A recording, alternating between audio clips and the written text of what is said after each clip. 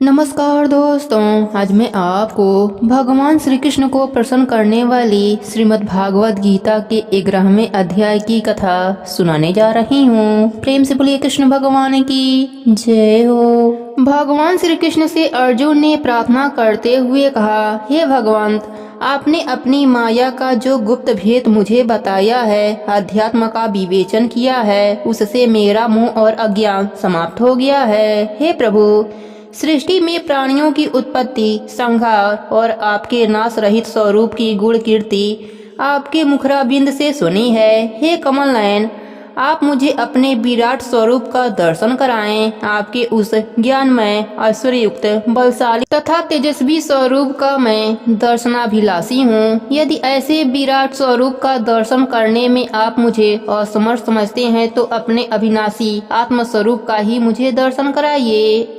अर्जुन के ऐसे भावपूर्ण वचनों को सुनकर भगवान श्री कृष्ण बोले, हे अर्जुन, तू मेरे विराट स्वरूप में मेरे अनेक रूपों, वर्णों, आदित्यों, 8 वसुओं, 11 रुद्रों व दोनों अश्विनी कुमारों, 49 मरुदगणों तथा अन्य अनेकों रूपों को भी देख, जिसका दर्शन तूने पहले कभी नहीं किया है। मैं अपने स्वरूप को दिखाने के लिए तुझे दिव्य चक्षु प्रदान करता हूँ, क्योंकि तेरे इस धर्म चक्षुओं द्वारा उसका अवलोकन कर पाना असंभव है। मेरे द्वारा प्रदान किए गए दिव्य अर्थात अलौकिक चक्षुओं के द्वारा तू मेरे प्रभाव और योग शक्ति को देख सकेगा।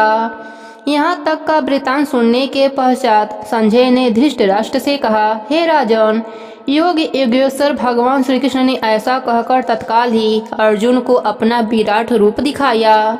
अनेक मुख और नेत्रों से युक्त तथा अद्भुत दर्शनों वाले बहुत से दिव्य आभूषणों से अलंकृत, दिव्य शस्त्रों को हाथ में उठाए, दिव्य माला और शस्त्रों को धारण किए हुए, दिव्य गंध का अनुलेपन किए हुए एवं सभी प्रकार के आश्चर्यों से युक्त सीमा रहित उस विराट रूप को सब्यसाची अर्जुन ने देखा। हे राजन, आकाश में 1000 सूर्यों के एक साथ उदय होने से जो प्रकाश उत्पन्न होगा, वह भी उस विश्वरूप परमात्मा के प्रकाश के समान नहीं हो सकेगा। पांडु पुत्र अर्जुन ने उस समय अनेक प्रकार से विभक्त अर्थात पृथक पृथक हुए संपूर्ण जगत को आश्चर्यचकित होकर भगवान श्री कृष्ण के शरीर में एक जगह स्थिर देखा। उसके पश्चात अर्जुन का रोम रोम हर्ष एवं प्रफुल्लित से भर उठा। वह उस विश्वरूप परमात्मा को श्रद्धा भक्ति सहित नतमस्तक होकर हाथ जोड़कर बोला, हे परमेश्वर, आपके शरीर में संपूर्ण देवों तथा अनेक भूतों के समुदायों को और कमल के आसन पर विराजमान ब्रह्मा को एवं महादेव को, संपूर्ण ऋषियों को तथा दिव्य सर्पों को देख रहा हूँ। हे जगत के पालन करता, आपके अनेक हाथ, पैर, मुख और नेत्र सभी ओर से आनंद रूप वाले हैं। आपका न तो अंत दिखाई दे रहा है, न मध्य, न ही आदि। हे परमात्मा, आपको मैं मुकुट युक्त, गदा युक्त और चक्र युक्त देख रहा हूँ। आप सभी ओर से प्रकाशमान, तेजपुंज, प्रज्वलित अग्नि, सूर्य के सदृश, ज्योतिर्युक्त,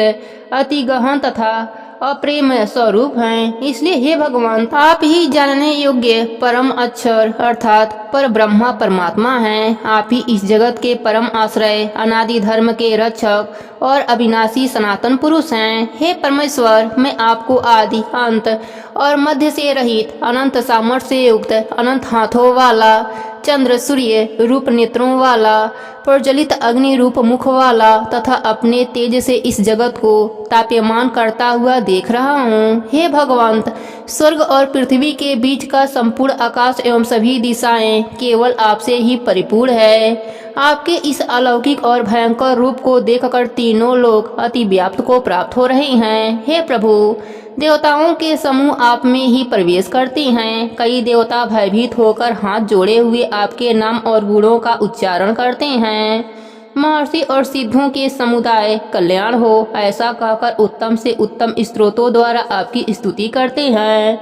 हे गोविंद, 11 रुद्र, 12 आदित्य, 8 वसु, साध्यगण, विश्वदेव, अश्विनी कुमार, मरुदगण, पितरों के समुदाय तथा गंधर्व, यक्ष, राक्षस और सिद्धगणों के समुदाय सभी विस्मित नेत्रों से आपको देखते हैं। हे भगवान, आप अनेक मुख, नेत्र, हाथ, जंघा, पैरों और उदरों वाले हैं। आपकी दाढ़ी बड़ी विकराल है।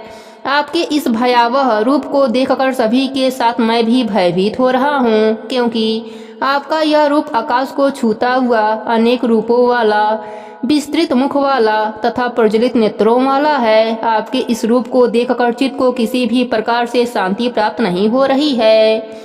भयानक दाढ़ों व प्रलय अग्नि सदृश प्रज्वलित मुख को देखकर मैं दिग्ध भ्रमित हो रहा हूँ। मुझे दिशा ज्ञान का बोध नहीं हो रहा है। हे गोविंद, आपके इस विराट रूप से मैं तृप्त हो गया हूँ, अतः अब आप शीघ्र ही प्रसन्न हो जाइए। हे प्रभु, आपके इस स्वरूप में मुझे धृतराष्ट्र के पुत्र और सहयोगी राजा आपके मुख में प्रविष्ट होता हुआ दिखाई दे रहे हैं। भीष्म पितामह, द्रोणाचार्य, कर्ण व हमारे पक्ष के अनेक प्रमुख योद्धागण भी आपके इस विराट रूप के मुख में समाते दिखाई पड़ रहे हैं। अनेक योद्धागण आपके दांतों के मध्य चूड़ावस्था में दिखाई दे रहे हैं। हे भगवान, अनेक वीर आपके मुख में इस प्रकार समाते दिखाई दे रहे हैं जिस तरह अनेक नदियां वेगवती धारा के साथ समुद्र में समा जाती हैं।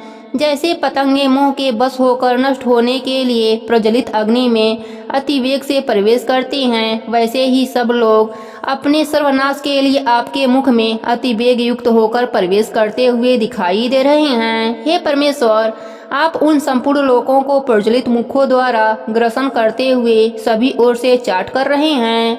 आपका उग्र प्रकाश संपूर्ण जगत को अपने तेज के द्वारा परिपूर्ण करके ताप्यमान करता है। हे प्रभु, कृपया मुझे बताइए कि आप उग्र रूप वाले कौन हैं। हे देवाधिदेव, आपको मेरा नमस्कार है। मैं आपको तत्व से जानना चाहता हूँ, क्योंकि आपकी प्रवृत्ति को मैं नहीं जानता। अर्जुन द्वारा इस प्रकार आग्रह करके पूछने पर भगवान श्री कृष्ण बोले, हे अर्जुन, मैं लोगों का नाश करने वाला बढ़ा हुआ महाकाल हूँ। इस समय इन लोगों को नष्ट करने के लिए प्रवृत्त हुआ हूँ। प्रतिपक्षियों की सेना में जो योद्धा हैं, वे सब तेरे बिना भी नहीं रहेंगे, अर्थात तेरे द्वारा युद्ध न करने पर भी इन सब का नाश हो जाएगा। इसलिए हे कौन्तेय, तू युद्ध के लिए खड़ा हो। युद्ध को जीत कर यश की प्राप्ति कर और धन्य धन से संपन्न राज्य का भोग कर, क्योंकि यह सब सूरवीर पहले से ही मेरे द्वारा मारे हुए हैं। बाएं हाथ से बाण चलाने का अभ्यास होने से अर्जुन का एक नाम सब्यसाची भी है। तू तो केवल निमित्त मात्र है, क्योंकि द्रोणाचार्य, भीष्म पितामह, जयद्रथ तथा कर्ण आदि बहुत से सूरवीर योद्धा मेरे द्वारा ही मारे हुए हैं। तू भयभीत न हो, इनसे युद्ध कर। निसंदेह तू युद्ध में दुश्मनों पर विजय प्राप्त करेगा। भगवान श्री कृष्ण के यह वचन सुनकर संजय ने धृतराष्ट्र से कहा, हे राजन, देवकी नंदन के इन वचनों को सुन। मुकुटधारी अर्जुन हाथ जोड़कर प्रणाम करके उनके प्रति गदगद वाणी से इस प्रकार बोला, हे भगवान, यह योग ही है जो आपके नाम और प्रभाव के कीर्तन से जगत अति आनंदमयी होता है तथा अनुराग को भी प्राप्त होता है। भयभीत हुए राक्षस लोग दिशाओं में भागते हैं और सिद्धि गणों के समुदाय नमस्कार करते हैं। जब आप ही आदि कारक हैं, तब देवता भी आपकी वंदना क्यों नहीं करेंगे। हे परम प्रभु, सत्य असत्य और इन दोनों से भी पृथक जो सच्चिदानंदन ब्रह्म है, वह आप ही तो कहलाने योग्य हैं। हे जगदीश्वर, आप ही आदिदेव, सदा विद्यमान रहने वाले सनातन पुरुष हैं। आप ही सृष्टि के अंतिम आश्रय, सृष्टि के भेद जानने वाले चिंतनीय और परम पद स्वरूप हैं। हे अंतर्यामी, यह सृष्टि आप ही से पूजित है। आप ही यम, वायु, वरुण, अग्नि, चंद्रमा एवं प्रजापति ब्रह्मा को उत्पन्न करने वाले हैं। हे दीनानाथ, आपको बारंबार नमस्कार है, नमस्कार है। हे अनंत शक्ति के संपन्न स्वामी, आपको सभी ओर से नमस्कार है, क्योंकि आप ही सर्वस्व हैं। हे भगवान, अब आप तक मैं आपकी महिमा से अनभिज्ञ था, मित्रता भाव से हे सखा, हे कृष्ण, हे यादव के जो संबोधन से मैंने आहत आपको दिया है, तथा बिहार, सैया, आसन, भोजन आदि में अनेक अथवा सखाओं के सामने आप मेरे द्वारा परिहास रूप में अपमानित किए गए हैं, उन सब अपराधों के लिए मैं आपसे क्षमा याचना करता हूँ। हे देवाधिदेव, आप इस चराचर जगत के पिता और गुरु से भी बड़े गुरु एवं अति पूजनीय हैं। हे प्रभु, मैं अपने शरीर को अच्छी प्रकार आपके चरणों में रखकर और प्रणाम करके आप ईश्वर को प्रसन्न करने के लिए प्रार्थना करता हूँ। हे परमेश्वर, पिता जैसे पुत्र के, सखा जैसे सखा के और पति जैसे अपनी प्रिय स्त्री के अपराधों को क्षमा कर देता है, वैसे ही आप मेरे भी अपराध क्षमा कर दीजिए। हे गोविंद, मैंने आपका ऐसा विश्वरूप पहले कभी नहीं देखा था, इसलिए मुझे आश्चर्य हो रहा है। आपके इस रूप का दर्शन करके मन तो पुलकित हो उठा है, लेकिन मैं भयभीत हो रहा हूँ। अतः हे पुरुषोत्तम, आप प्रसन्न होकर मुझे अपने चतुर्भुज रूप का दर्शन कराएं। हे जगतपति, अब आप प्रसन्न हो जाइए। हे देवेश, मैं वैसे भी आपको मुकुट धारण किए हुए तथा गदा और चक्र हाथ में लिए हुए देखना चाहता हूँ, इसलिए हे सहस्त्रबाहो, आप मात्र एक बार अपने चतुर्भुज रूप का दर्शन देकर मुझे कृत करें, मैं आपसे करबद्ध प्रार्थना करता हूँ।